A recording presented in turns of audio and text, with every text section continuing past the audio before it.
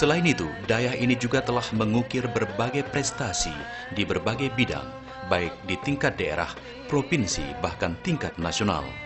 Inilah yang menjadi salah satu alasan banyak calon santri yang ingin belajar di Dayah ini.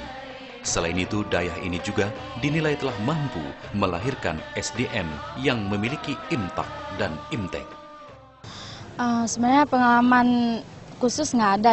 Kenapa bisa belajar di Jumala? Karena ini motivasi dari seorang kakak.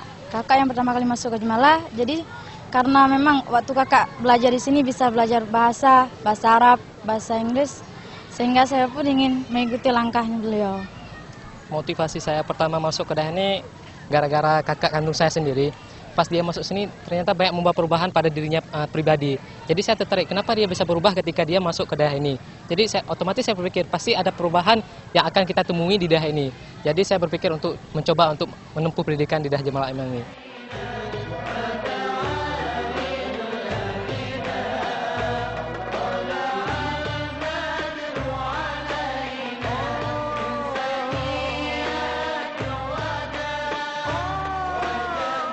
Di usianya yang kini telah mencapai 25 tahun, Dayah Jemalah Amal terus berkiprah. Dayah ini telah berhasil meluluskan ribuan alumninya yang kini tersebar di berbagai daerah di Nusantara, baik yang sedang melanjutkan pendidikan di tingkat strata 1, S2, atau telah bekerja di berbagai bidang dan disiplin ilmu, baik di pemerintahan maupun di lembaga swasta.